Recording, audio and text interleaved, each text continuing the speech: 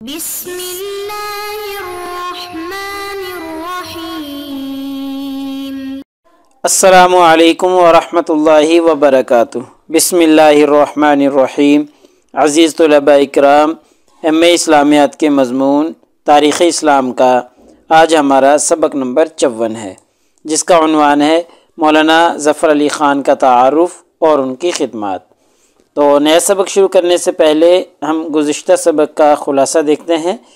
پچھلے سبق میں ہم نے مولانا محمد علی جوہر کے مختصر حالات زندگی پر گفتگو کی تھی، اور ان کے حالات زندگی کے حوالے سے ہم نے چیدہ چیزیں پڑھی تھیں، جن میں ان کی ولادت، تاریخ ولادت، جائے ولادت وغیرہ کے حوالے سے گفتگو کی تھی۔ ایسے ہی ابتدائی تعلیم کے حوالے سے ہم نے گفتگو کی کہ انہوں نے ابتدائی تعلیم کہاں سے اور کس طریقے سے حاصل کی۔ ایسے ہی ان کی اعلیٰ تعلیم کے حوالے سے ہم تبصرہ کر آئے ہیں، اور پھر ہم نے ان کی ملازمت کے حوالے سے گفتگو کی، اور پھر ہم نے ان کے صحافتی کردار جو تھا ان کا، اس حوالے سے تبصرہ کیا تھا۔ ایسے ہی پھر آخر میں ہم نے ان کی وفات کے حوالے سے گفتگو کی تھی، اور پھر ان کی جو سیاسی اور ملی خدمات تھیں، ان خدمات کا جائزہ لیا تھا، جن میں مذہبی خدمات پر گفتگو کی۔ ایسے ہی انہوں نے بہت ہی ایکٹیو ہو کر علی گڑھ کے لیے چندہ جمع کیا، تو جس کی وجہ سے علی گڑھ یونیورسٹی بنائی گئی۔ ایسے ہی انہوں نے قید کی اور جیل جیسی صعوبتیں بھی برداشت کی، حوالے سے ہم گفتگو کر کے آئے ہیں۔ ایسے ہی گول میز کانفرنسوں میں انہوں نے شرکت کی تھی، تو یہ ایک ان کی ملی خدمت تھی۔ تو آج کے اس سبق میں انشاءاللہ ہم مولانا ظفر علی خان کے مختصر حالات زندگی کے حوالے سے گفتگو کریں گے، اور ان کے حالات زندگی میں ہم ان کی ولادت دیکھیں گے، اور ان کے تعلیم کا حصول، ان کے صحافت کے حوالے سے گفتگو کریں گے، اور پھر ان کی وفات کے بارے میں پڑھیں گے، اور پھر انشاءاللہ ہم ان کی سیاسی، ادبی اور ملی جو خدمات ہیں، ان خدمات کا جائزہ لیں گے، اور جیسے زمیندار اخبار جو انہوں نے نکالا تھا اس کی ادارت سنبھالی، ایسے ہی نیلی پوش تحریک انہوں نے شروع کی، اور بطور سیاسی رہنما کے ان کی کیا کیا خدمات رہی ہیں، اس حوالے سے بھی ہم ان کی خدمات کا جائزہ لیں گے۔ ایسے ہی ان کی تصانیف کے حوالے سے گفتگو کریں گے کہ انہوں نے کون کون سی کتب تالیف کی ہیں۔ تو چلیے سب سے پہلے ہم مولانا ظفر علی خان رحمہ اللہ کے حالات زندگی کے حوالے سے گفتگو کرتے ہیں۔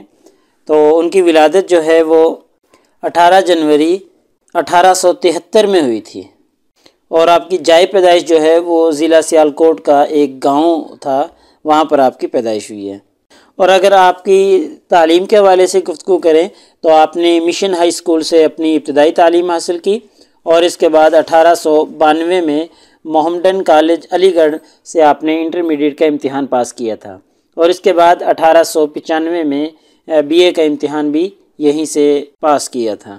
تو جب آپ اپنی تعلیم سے فارغ ہوئے تو آپ کے اندر بہت سی صلاحیتیں موجود تھیں، تو انہی خودآگاہ صلاحیتوں کے پیش نظر نواب محسن الملک نے ان کو اپنا سیکٹری مقرر کر لیا تھا۔ تو یہ مشورہ ان کو علامہ شبلی نعمانی نے دیا تھا کہ ان کو اپنا سیکٹری مقرر کر لیں، تو ان کے مشورے پر ان کو سیکٹری بنا لیا گیا۔ تو اسی دور میں آپ نے بہت سی انگریزی کتابوں کا شاندار علمی ترجمہ بھی کیا تھا، ان کے تصانیف میں انشاءاللہ ہم وہ دیکھ لیں گے۔ ایسے ہی مولانا ظفر علی خان ریاست حیدرآباد دکن کے محکمہ داخلہ میں مترجم کی حیثیت سے کام کرتے رہے، اور اسی محکمے میں آپ رجسٹرار کے عہدے پر بھی فائز رہے تھے۔ اور اس کے بعد آپ سلطنت کے ولی عہد جن کا نام میر عثمان علی تھا، ان کے اتالیق بھی مقرر رہے تھے۔ آپ اپنی علمی اور ادبی صلاحیتوں کے پیش نظر حیدرآباد دکن میں ہی مقیم رہے۔ اسی دوران آپ نے ایک افسانہ کے نام سے ایک ماہنامہ بھی شروع کیا تھا، جب حیدرآباد دکن میں ہی آپ مقیم تھے، اور اسی سے اگلے سال دکن ریویو کے نام سے ایک جریدے کی اشاعت بھی آپ نے شروع کی تھی۔ تو یہ ساری جو ہیں آپ کی صحافتی کارنامے ہیں، اور اسی رسالے میں آپ نے نیم سیاسی اور سماجی موضوعات پر خوب تحریریں شائع کی تھیں۔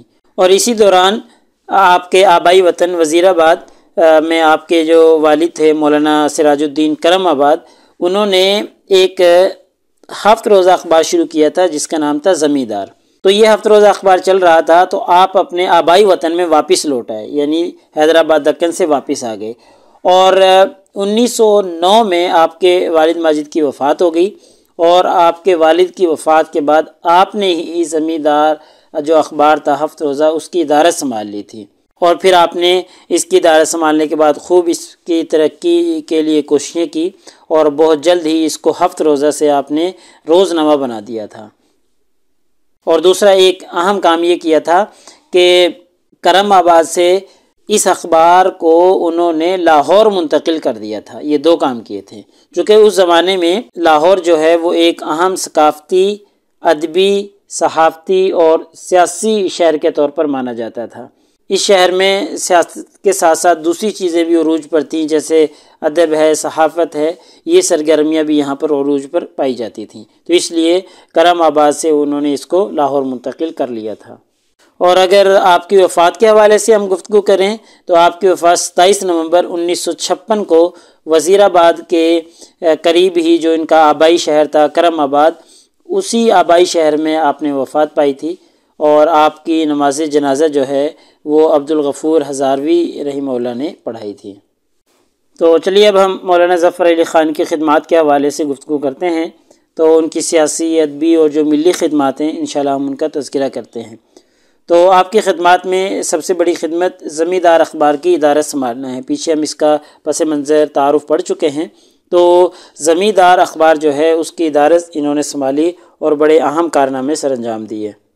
ان کے اخبار سے متعلق ایس ایم شاہد نے اپنی کتاب تاریخ صحافت اصول صحافت میں لکھا ہے کہ زمیندار کا ملی امنگوں کے ترجمان کی حیثیت سے اجرا ہوا، اسے اخبار کی بجائے صحافت کا منفرد دبستان کہا جائے تو درست ہوگا۔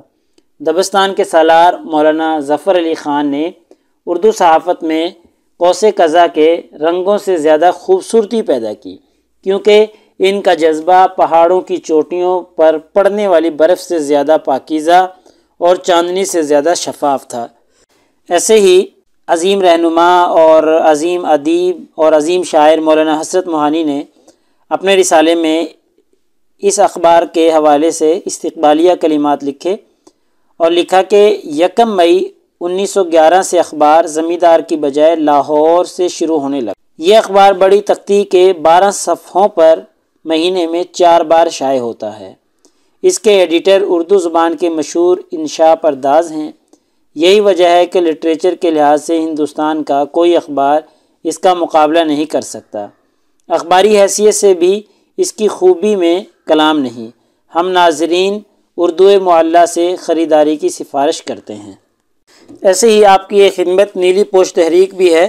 1935 کی بات ہے کہ مسجد شہید گنج جو کہ لاہور میں واقع تھی، اس کو گردوارہ بنانے کی کوشش کی گئی، تو اس کو گردوارہ میں منتقل کرنے کے خلاف مولانا ظفر علی خان نے ایک تحریک چلائی، اور اس تحریک میں جتنے بھی لوگ شامل تھے سب نے اس وقت نیلا لباس پہنا ہوا تھا، تو اس وجہ سے اس تحریک کا نام نیلی پوش تحریک پڑ گیا۔ تو یہ بھی آپ کی خدمات میں سے ایک قابل ذکر خدمت ہے، اور ان کی اس تحریک کی وجہ سے مسجد کو گردوارے میں تبدیل کرنے سے بچایا گیا۔ اور اگر ہم آپ کی سیاسی خدمات دیکھیں، سیاسی رہنمائی آپ نے کی ہیں، تو اس حوالے سے آپ نے جو اپنی سیاسی زندگی کا آغاز تھا وہ انڈین نیشنل کانگریس سے کیا تھا، لیکن جب آپ نے کانگریس میں شمولیت اختیار کی تو بہت جلد جو ہیں آپ کانگریسی قیادت کے جو ارادے تھے ان کو بھانپ گئے تھے اور سمجھ گئے تھے کہ یہ مسلمانوں کے مفاد کے لیے کام نہیں کر رہے۔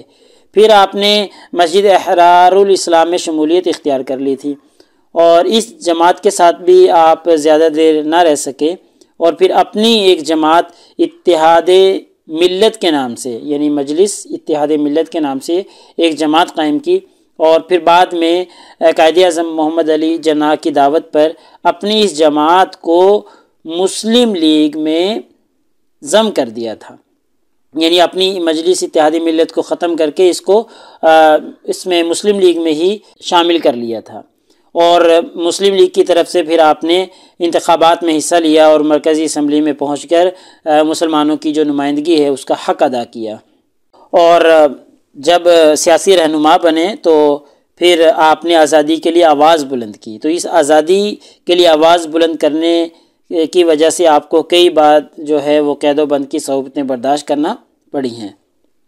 ایسے ہی آپ کا ایک اور کارنامہ سیاسی لحاظ سے یہ بھی ہے کہ جو 23 مارچ 1940 کو لاہور میں مسلم لیگ کا تاریخی اجلاس ہوا تھا، جس کو قرارداد لاہور کے نام سے جانا جاتا ہے یا قرارداد پاکستان کے نام سے بھی جانا جاتا ہے، ان قرارداد کا آپ نے فی البدیہہ اردو میں ترجمہ کیا تھا۔ چونکہ مترجم ہونے کی حیثیت سے آپ کی خدمات پہلے بھی رہی ہیں، تو فی البدیہہ آپ نے ان کا ترجمہ کیا تھا۔ تو اگر ہم آپ کی تصانیف اور تالیفات کو دیکھیں تو آپ کی شاعرانہ بھی بہت سی خدمات ہیں، بہت سی آپ نے کتابیں ہیں، جیسے بہارستان ہے، نگارستان ہے، چمنستان ہے، یہ اشعار کی صورت میں آپ کی تصنیفات ہیں۔ ایسے ہی آپ کی ایک تصنیف مارکہ مذہب و سائنس بھی ہے، ایسے ہی غلبہ روم ہے، ایسے ہی سیر ظلمت بھی ہے، ایسے ہی جنگ روس و جاپان۔ اور اس کے علاوہ آپ نے جب زمیندار کی ادارت سنبھال رکھی تھی تو بے شمار آپ نے اداریے لکھے اور بہت سے آپ نے مضامین اور کالم وغیرہ لکھے تھے۔ تو لہٰذا ہمارے آج کے اس سبق کا خلاصہ ہی نکلا کہ آج کے اس سبق میں ہم نے مولانا ظفر علی خان کے مختصر حالات زندگی کے حوالے سے گفتگو کی ہے، اور مختصر حالات میں ہم نے ان کی ولادت، تعلیم کا حصول، صحافت اور وفات کے حوالے سے تبصرہ کیا ہے۔ ایسے ہی ان کی سیاسی، ادبی اور ملی خدمات کا جائزہ لینے کی کوشش کی ہے، اور ان کی خدمات میں زمیندار کی ادارت ہے، نیلی پوش تحریک ہے، اور بطور سیاسی رہنما کے آپ کی جو خدمات ہیں ان کا ہم نے جائزہ لیا ہے۔ ایسے ہی ان کی تصانیف پر ہم نے گفتگو کی ہے۔ تو پیپر میں پوچھے جانے والے سوالات سے متعلق اگر ہم گفتگو کریں تو یہی ایک سوال کہ جی مولانا ظفر علی خان کے حالات زندگی اور ان کے کارناموں پر مفصل بحث کریں، تو ساری تفصیلات ہم بیان کر چکے ہیں۔ تو اگلے سبق نمبر 55 میں انشاءاللہ ہم اسی ترتیب سے چلتے رہیں گے اور ٹیپو سلطان کا تعارف اور ان کی خدمات کے حوالے سے پڑھیں گے۔ جزاکم اللہ خیر۔ السلام علیکم ورحمۃ اللہ وبرکاتہ۔ اگلے سبق تک اجازت چاہتا ہوں۔ اللہ تعالیٰ آپ سب لوگوں کو کامیابیاں اور ترقیاں نصیب فرمائے۔